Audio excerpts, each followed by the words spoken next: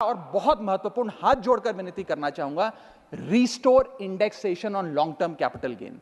Ma'am, पूरे दुनिया में इन्वेस्टर्स को इन्वेस्टमेंट्स करने के लिए प्रमोट करने के लिए इंसेंटिवाइज किया जाता है। इस देश में इंडेक्सेशन हटाकर हम इन्वेस्टर क्लास को डिस इंसेंटिवाइज कर रहे हैं इन्वेस्ट करने के लिए। इंडेक्सेशन हटाना टैक्स लगाना नहीं है, इन्वेस्टर्स को पीनलाइज करने जैसा है।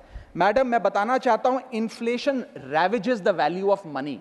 पैसे को खा जाता है इन्फ्लेशन, इसीलिए हम कॉस्ट ऑफ एक्विजिशन को इंडेक्स कर कैपिटल गेन टैक्स की कैलकुलेशन करते हैं। और जो लोग खुश हैं आज कि कैपिटल गेन टैक्स को 20% से घटाकर 12.5 कर दिया है, उनके लिए मैं एक उदाहरण लाया हूं। इस उदाहरण के माध्यम से हम समझ जाएंगे कि कैसे इंडेक्सेशन हटाना इस देश के इन्वेस्टर को एक बहुत बड़ी उसकी जेब पे डाका डालने जैसा है। मैडम, फर्ज करिए कि 2001 में आपने 1 करोड़ रुपए का एक मकान खरीदा।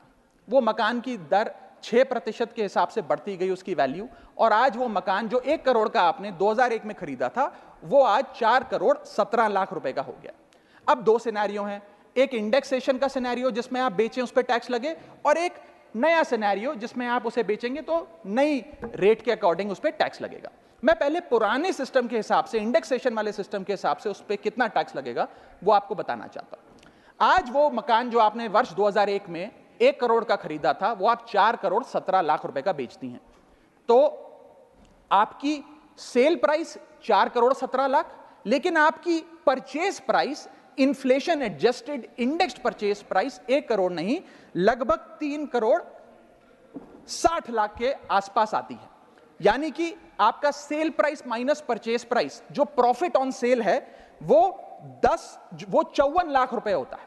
उस 54 लाख रुपए पर 20% के अकॉर्डिंग आप पे टैक्स लगता है। यानी कि इंडेक्सेशन वाले फॉर्मूले से आपको कुल टैक्स 10,80,000 रुपए देना पड़ता है। मैं राउंड ऑफ करके 11 लाख रुपए कहता हूं।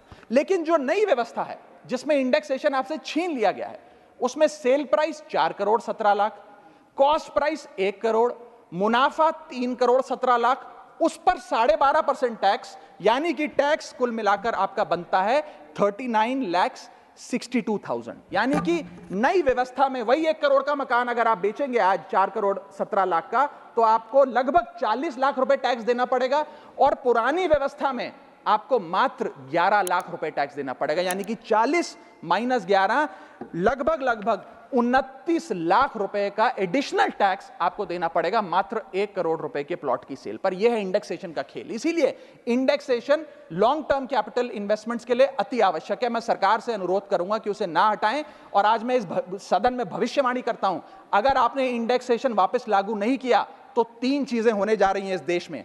पहला, रियल एस्टेट में इन्वेस्टमेंट गिरने वाली है और लोग अपना ड्रीम होम कभी नहीं खरीद पाएंगे। दूसरा, अंडर वैल्यूएशन होगी प्रॉपर्टी डील्स की, सब लोग सर्कल रेट पे प्रॉपर्टी खरीदेंगे बेचेंगे, कोई असल कीमत नहीं बताएगा।